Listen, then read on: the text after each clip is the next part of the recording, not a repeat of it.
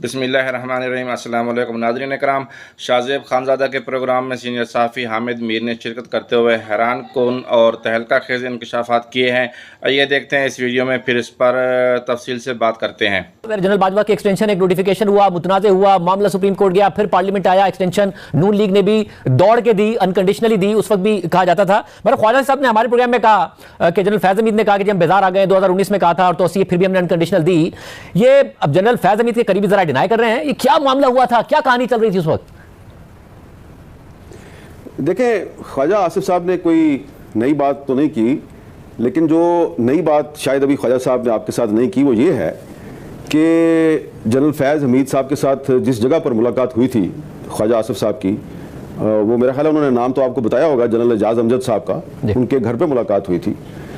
तो उनके जो दामाद हैं एजाज अमजद साहब के, वो अभी तक ख्वाजा मोहम्मद आसिफ साहब को धमकियां देते हैं, जो कि ख्वाजा साहब आज भी पाकिस्तान के वज़ीर दफ़ा हैं। और जिस चैनल के ज़रिए धमकियां देते हैं वो चैनल भी बड़ा इंटरेस्टिंग है, और मैंने उस चैनल से कहा कि भाई ये वज़ीर दफ़ा है पाकिस्तान का, और आपके ज़रिए एक साबिक़ आर्मी चीफ जो है वज़ीर दफ़ा को धमकियां देता है, तो ये तो अच्छी बात नहीं है। तो देखिए, बात यह है कि वो जो गुफ्तगू आपके साथ की है ख्वाजा आसिफ साहब ने, वो 2019 की है, लेकिन मेरी जो ज़ाती इंफॉर्मेशन है उसके मुताबिक जनरल फैज़ साहब ने जो ख्वाजा साहब को कहा वो दुरुस्त नहीं था।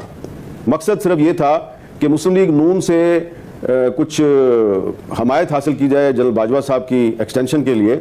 लेकिन 2019 में जनरल फैज़ साहब अगर कह रहे थे ख्वाजा साहब को कि हम इमरान खान से तंग आ चुके हैं, तो वो जनरल फैज़ साहब तंग नहीं आए थे, क्योंकि इमरान खान साहब तो 2022 में जनरल बाजवा के साथ लड़ रहे थे कि जनरल फैज़ को DGISI के ओहदे पे कायम रखना चाहिए। इसमें इंटरेस्टिंग बात यह है कि जनरल फैज़ साहब ख्वाजा साहब के साथ कुछ और गुफ्तगू करते थे, पीपल्स पार्टी वालों के साथ कुछ और गुफ्तगू करते थे। पीपल्स पार्टी वालों को वो ये कहते थे कि जनाब आइए ज़रा मिलकर मुस्लिम लीग नून जो है इसके गिर्द ज़रा शिकंजा कसें और आप इमरान खान को सपोर्ट करें, हम आपको फेडरल गवर्नमेंट में थोड़ा सा हिस्सा दिलवाते हैं, आप PTI को सिंध गवर्नमेंट में हिस्सा दिलवाएं, और इनको ना ये जो है ना शरीफ बरादरान के बारे में वो बड़ा ही एक गलत सा लफ्ज़ इस्तेमाल करते हैं, इनको हमेशा के लिए ख़त्म कर दें। पे पीपल्स पार्टी वाले जो हैं उनको दोबारा से जमहूरियत याद आ गई, दोबारा आइन याद आ गया, तो उन्होंने फिर फैसला किया कि बजाय कि हम ये इनकी बातों में आके तो हम PTI के साथ अलाइंस करें, तो उन्होंने फिर नून लीग के साथ बात करके PDM बना ली, और फिर इस तरह जब PDM बन गई तो नवाज शरीफ साहब को एक बार्गेनिंग का मौका मिला। तो जो फैज़ साहब ने ख्वाजा साहब से बात की, मेरा ख्याल है उसका मकसद सिर्फ उनकी हमायत लेना था। उस वक्त तक फैज़ साहब इमरान खान साहब से बिल्कुल भी तंग नहीं थे। अच्छा, पर अब हालिया जो मामलात हैं आप देख ही रहे हैं आमिर साहब, एक दिन ऐसा लगता है कि इमरान खान साहब ने मुज़ाकरात का दरवाज़ा खोला है, फिर ये तासुर भी मिलता है कि शायद कुछ ना कुछ बैकडोर हो रहा है, शायद कुछ लोग बीच में पड़े हैं जो कि पैगाम रसानी कर रहे हैं। हुकूमत इल्ज़ाम लगाना शुरू करती है कि जी ये तो पाँव पड़ने वाले हैं, माफ़ी तलाफ़ी होने वाली है, मगर इमरान खान साहब पे ट्वीट करते हैं, अपने मौक़िफ़ पर बहरहाल कायम रहते हैं, अपनी शराइत रखते हैं, और जो अल्फाज वो इस्तेमाल करते हैं, बिगड़ा बच्चा, ये सारी बातें। एग्जैक्टली क्या हो रहा है? क्या कुछ वाकई बैकडोर हुआ, नहीं हुआ, या इमरान खान साहब ने किसी हिकमत अमली के तहत किया, या कोई फ्रस्ट्रेशन है उन्हें, क्या हो रहा है? शाहज़ेब खानज़ादा भाई, आपने तो अपनी तरंग में सवाल कर दिया मुझे। अब आपका क्या ख्याल है कि जो मुझे पता है वो मैं आपको बताऊं, तो फिर आपके और मेरे हालात जो हैं वो ठीक रहेंगे, मामलात अंडर कंट्रोल रहेंगे, नहीं रहेंगे? देखिए, मैं पहले भी अर्ज़ कर चुका हूं, ट्राई टू अंडरस्टैंड। हम पाकिस्तान में जिस सूरत हाल से गुजर रहे हैं, जिन हालात से गुजर रहे हैं, इसमें जमहूरियत है भी है और नहीं भी है, इजहार राय की आज़ादी है भी है और नहीं भी है। अब मैं अगर आपको ये कहूँ कि ये इमरान खान साहब जो कह रहे हैं कि हाँ जी हम मुज़ाकरात करेंगे और फ़ौज से करेंगे, तो अगर मैं आपसे कहूँ कि जी वो तो मुज़ाकरात तो पहले हो चुके हैं, और उसमें से इमरान खान साहब जो हैं वो एक दफ़ा नहीं, 2 दफ़ा नहीं, 3 दफ़ा खुद ही उन मुज़ाकरात को सैबोटाइज कर चुके हैं, तो वो बड़ा अजीब सा लगेगा आपको, और बड़े फिर लोग नाराज़ भी हो जाएंगे।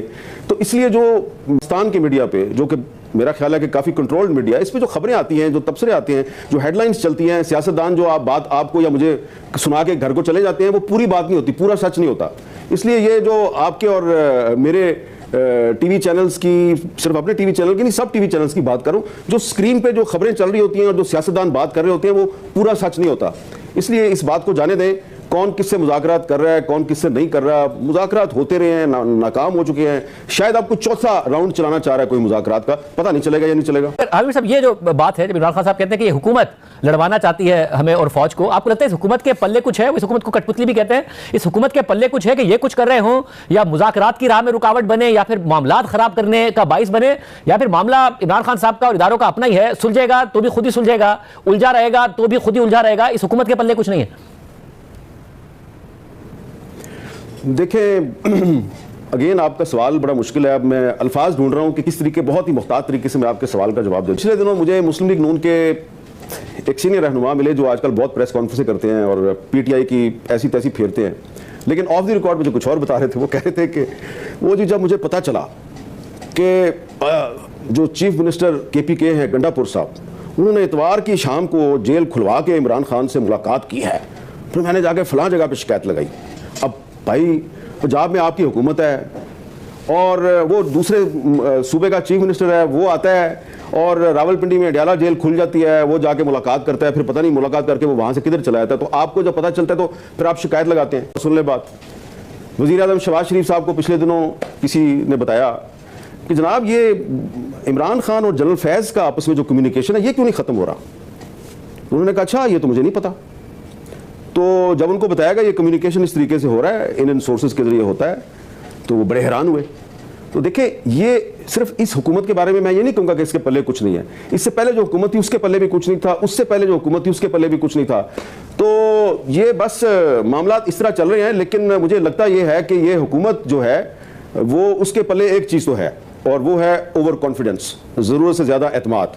और ये वैसा ही एतमाद है जैसा कि इमरान खान साहब जब वज़ीर आज़म थे। जी नाज़रीन करम, आपने वीडियो मुलाहिज़ा फरमाई जिसमें हामिद मीर का कहना था कि ख्वाजा आसिफ का वो बयान कि जनरल फैज़ हमीद और उस वक्त के आर्मी चीफ जनरल कमर जवेद बाजवा ने हमें 2019 में ही कहा था कि आप पहले पंजाब की हुकूमत ले लें, फिर आपको वफाक में भी हुकूमत दिलवा देंगे। ख्वाजा आसिफ के इस बयान पर हामिद मीर का मज़ीद कहना था कि नून लीग वालों को हकीकत का इल्म नहीं था। वो नहीं जानते थे कि जनरल फैज़ हमीद उस वक्त भी डबल गेम खेल रहा था। वो बायाक वक्त जनरल फैज़ हमीद हुकूमत के साथ भी राब्ते में था, हुकूमत का भी लाडला और फेवरेट था, हुकूमत उसके और उसी वक्त वो नून लीग के साथ भी राब्ते में था, नून लीग के साथ मीटिंग्स भी कर रहा था और उनको भी एतमाद में लिया था। हामिद मीर का मजीद कहना था कि नून लीग वालों को हकीकत का इल्म नहीं था कि उस वक्त भी जनरल फैज़ हमीद डबल गेम खेल रहा था।